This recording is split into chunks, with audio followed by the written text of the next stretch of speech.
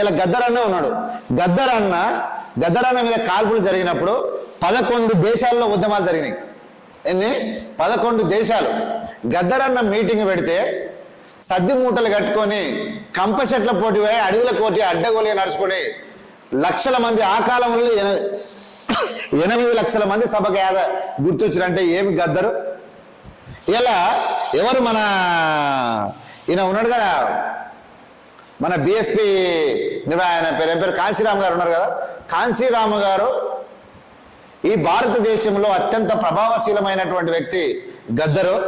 ఆయన పంతము విప్లవ బాట కాకుండా, సాహిత్య బాట ప్రజలను మేల్కొల్పేది కాకుండా గనక నా మాట వింటే భారతదేశంలో ఒక అత్యంత పవర్ఫుల్ నాయకత్వాన్ని మేము సంపాదించుకుంటాం.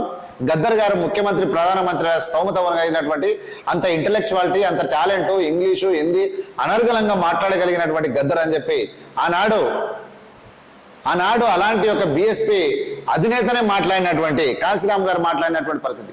అలాంటి గద్దరు ఉస్మానియా క్యాంపస్లో ఉదయించిన కిరణమా వీర తెలంగాణమా, ఏందది? ఇట్లా లోపలికి వెళ్ళి ఇట్లా ఇట్లా ఇట్లా ఇట్లా వచ్చేది సాంగ్, ఇట్లా అరికారులకి వెళ్ళి వచ్చేది. ఉస్మానియా క్యాంపస్లో ఉదయించిన కిరణమా వీర తెలంగాణమా. అసలు ఏం సాంగ్ అది? ఒక కిరణం వీర తిలకం తెలంగాణలో ఎవరనుకున్నావు? ఉద్యమకారులను ఆ విధంగా చెప్పాడు. బెలో చెలో చెలో చెలో, ఏం సాంగ్ అది? ఇలా కొన్ని వేల సాంగ్స్. ఎవరు? మన గద్దరన్న.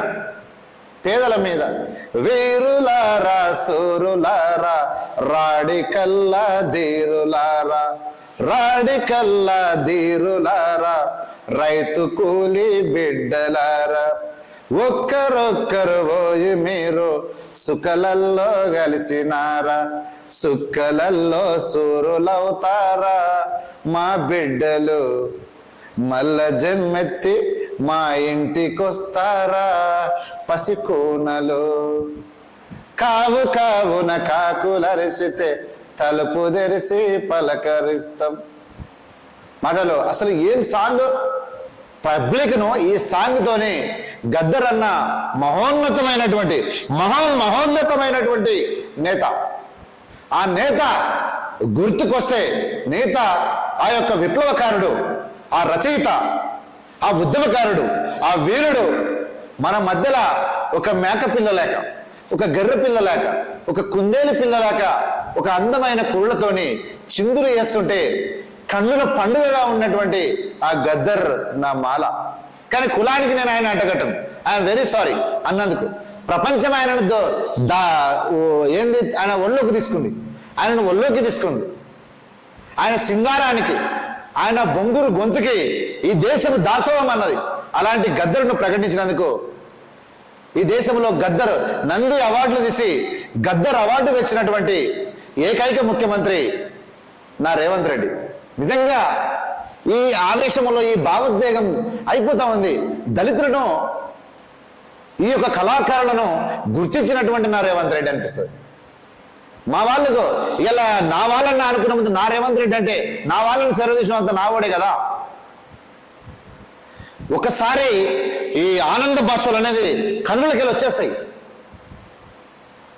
ఎంత ముందు చూపుంటే రేవంత్ రెడ్డి నంది అవార్డును వచ్చి గద్దర్ అవార్డు అన్నాడు. నంది కన్నా గద్దర్ అన్న పేరులో ఉన్నటువంటి వైబ్రేషన్, గజ్జలు గలగల గలగలగల అంటా ఉంటే అబ్బబ్బబ్బబ్బ కన్నీళ్ళు కాదు, ఆనంద్ భాషలో ఆగడం లేదు. గోరెటి వెంకన్న ఆడంబరాన్ని కోరుకోకపోయినా గద్దరన్న గురించి నేను రోజుల తర్వాత మాట్లాడగలను. ఆయన పాటలు చూసినా, ఆయన చూసినా, పిల్లల గురించి సాహిత్యంలో మల్లె తీగకు పందిరి ఓలే మస్క చీకటిల వెన్నెల ఓలే నీ పాదం మీది పుట్టు మచ్చనై చెల్లమ్మా తోడబుట్టిన రుణం తీర్చుకుంటానే చెల్లమ్మా. ఏం సంగతి?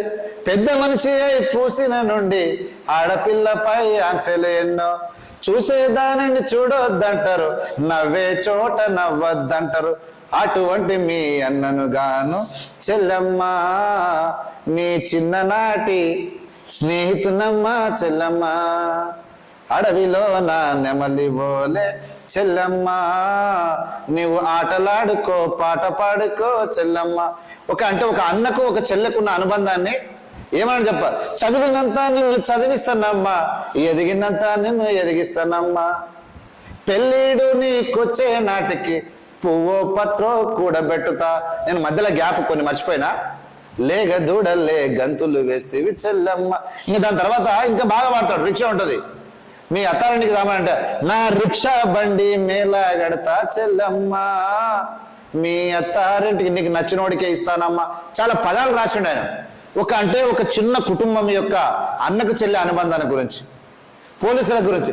పొట్ట తిప్పల కొరకు కొడుకు పోలీసుల్లో పోయినాడు, ఏడాదిన్నడో కొడుకు ఏమి తిన్నాడో కొడుకు, ఏడవన్నాడో కొడుకు.